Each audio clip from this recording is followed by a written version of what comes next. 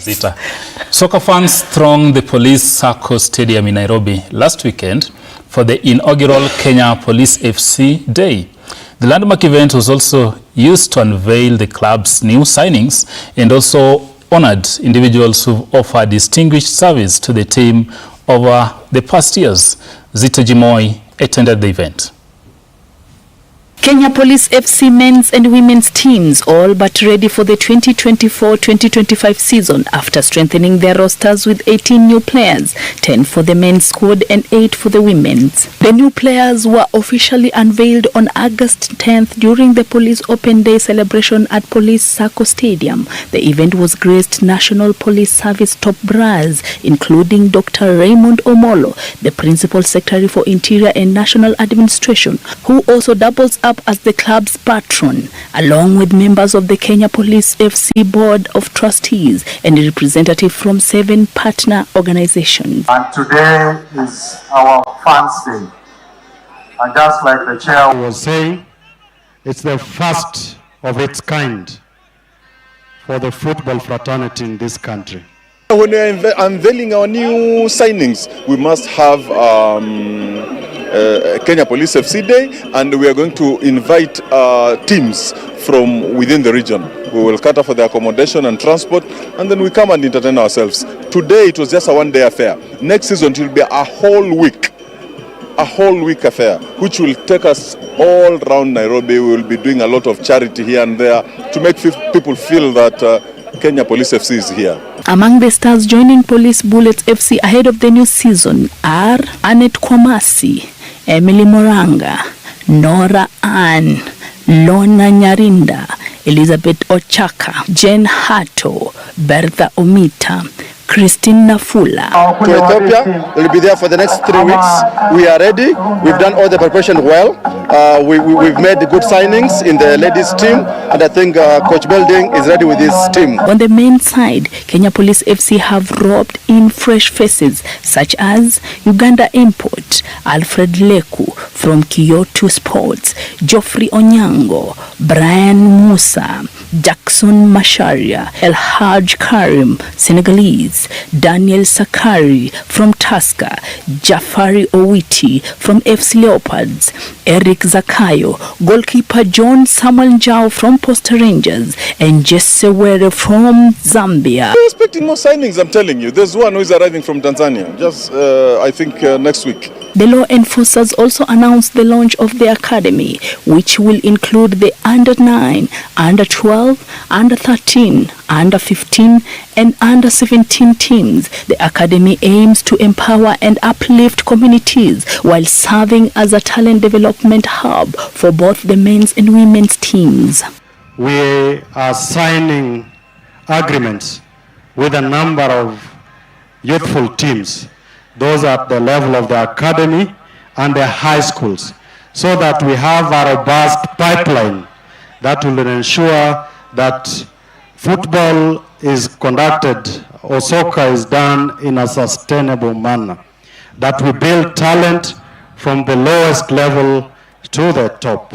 In addition, a partnership agreement was signed between Kenya Police FC, Upper Hill High School and Olympic Girls Secondary School, establishing this institution as key talent pipeline for the academy.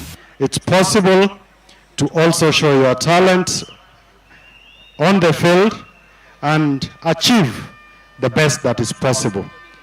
And a livelihood for yourselves, but also for the country.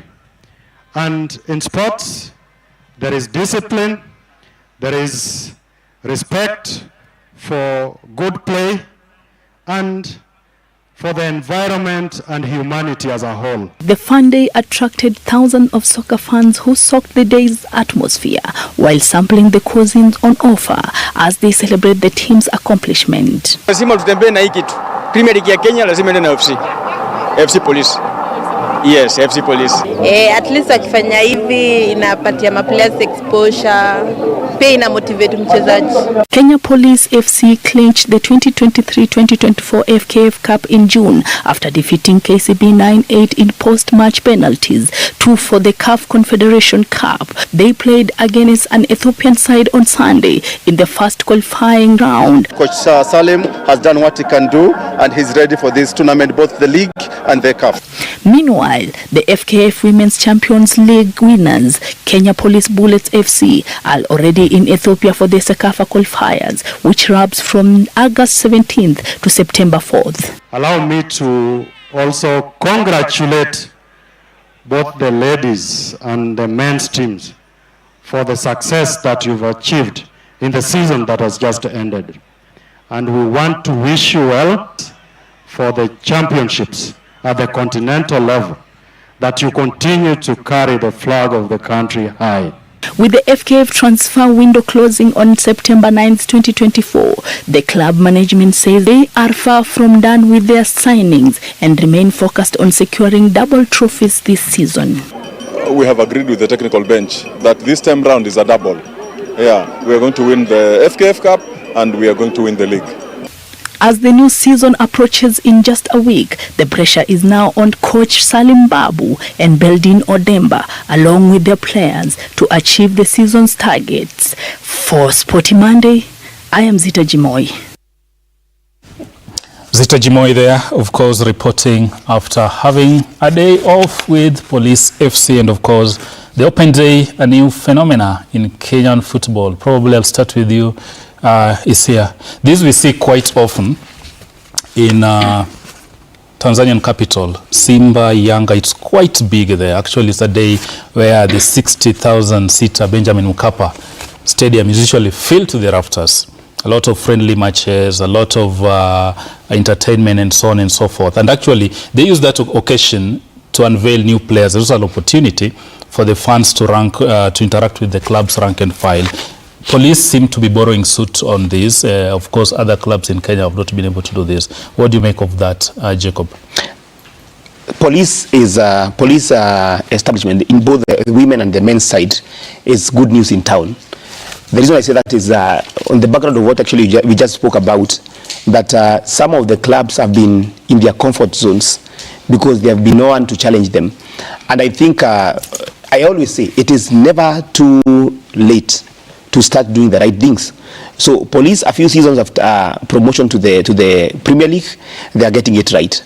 And you listen to Comrade Munga Nyale, the way he exudes that kind of confidence that they are going to win it. For sure, we can only say that it's a matter of time they win it when they start doing some of those things.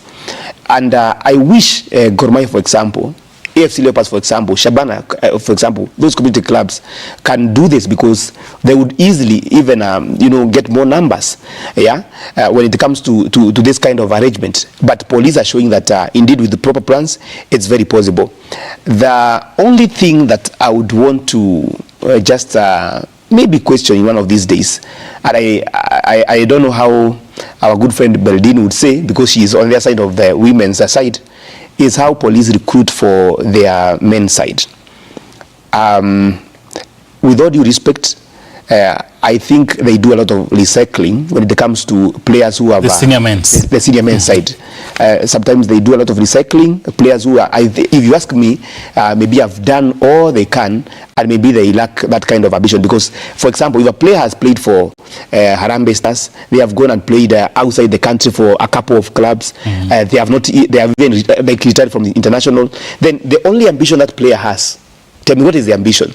Because maybe somebody has even won the Premier League several times. Absolutely. So maybe when I saw the idea of the academy during that day of Kenya Police Day, I was encouraged that maybe this could be the game plan to change this, because when you have a strong academy where you can draw some of good players there and elevate them and also do business with other clubs, you can change that. But ideally, Police are getting it right, and I think it's a big challenge to some of other traditional powerhouses in the country. Absolutely. Shitera, from where he has left, he says Police are getting it right. But another question is, which is really brought out, is recycling of the older players. If you want to build a team for the future, and I'd use Mikel's example, go for the 22, the 23s, the 24s, the 21s. But we're seeing police actually recycling players who are 32, 34, 35. They've won honors across Africa, really. What do you make of that? And probably as they even lay out their ambitions, what must they change?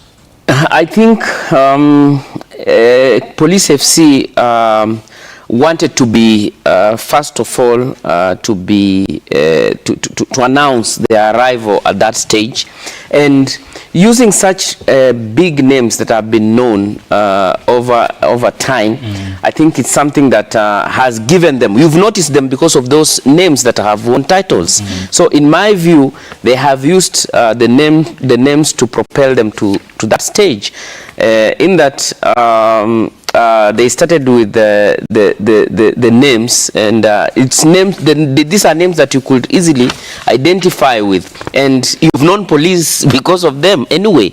But as they move forward, I think they are doing the right thing, as Isia put it, that they are putting up structures that will enable the running of their business, an enterprise. Look at how, as much as they don't have funds, they put up a police day that will make players or fans and stakeholders interact. It's a platform. It's a networking platform. But how do you ensure continuity? That has been the biggest challenge in Kenyan football. They have that continuity. You've rightly put it, that they have put up structures, an academy that you can really touch on, a women's team that we are seeing for the first time box out Vihiga Queens, who have dominated the Women Premier League for ages. So I think they are headed the right direction. Employing the best coaches. Salim Babu is a good coach. Anthony Modo Kimani is a very good local coach. So is Beldin. In my view, so is Beldin. In fact, I've challenged FKF to appoint Beldin as the national team coach, because she has done wonders wherever she has gone. Zita, you spent the entire day with the team, and probably from where you sit, do you think the plan they are launching will be long-lasting? Because we've seen even Gor Mahia here tell us now we are going for members recruitment, and these plans actually fizzle out. They even fail before they take off. Yeah. Do you have a feeling that police can actually go implement this and change how Kenyan football is run? With the organization I saw during the police day, they can do this, because there are people who have a very good trusty body, a board that can really push for this. And then something else, it like what I just want to say what you said, like they're using all players. Now they've signed an agreement between Upper Hill, a secondary school, and then again Olympic girls.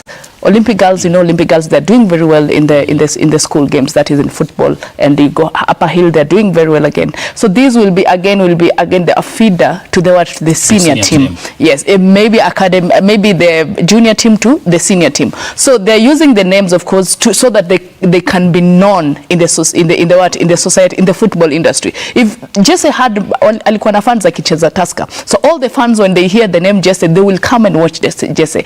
All the fans that they know the name Kahata, they will come and watch Kahata. All the fans that they know their captain, that is Musa Mohammed, they will come and watch with Musa Mohammed. So it's a strategy that they used at the first time, but now they're going into transition side, whereby they're using small kids from the high school to go out to feed the big team. Something that I want to say is that when you want your funds in the stadium, you have to invest in it. Nilienda hapo, chakula ilikuwa bure. All fans had to eat free food. Yeah, so that is investment. That is investment. Entertainment was there. Nilicheza muziki was there all the time. These is things that when you see Yanga or Simba, the field is full, because they are bringing who? They are bringing Diamond. They are bringing who? They are bringing the person who fans want. And then something else that I just want to the chairman said that they are going to have a 60 days of recruiting members into police. It doesn't mean you're in uniform. In uniform or not in uniform, they will have to go and recruit members. 60 days. Absolutely. Still staying with police, of course. Let's take a look at some interesting facts about this team, and Jacob is here, is ready to break it down for us at the scoreboard. Jacob? Thank you. And indeed, this week we are celebrating police establishments, both men's and women's teams, because of what they are doing. As I mentioned earlier, this weekend, both teams were in action. Ladies first, as we talk about this, because the ladies side, led by Coach Beldin Odemba, probably one of the fast growing and indeed well-performing coaches in this country. Remember, she's the Harambee Starlets coach. She's also the head coach of the highway side, the national boys champions in the just concluded school games, and also now leading this team, the Bullets, assisted by Habib Hussein. They are currently in Ethiopia, where they are playing the Sekafa Club Championship. Now, it's good to mention that this team just came from nowhere. Some of people would say that because they were established right in the Kenya Women Premier League last season after, taking over from Thika.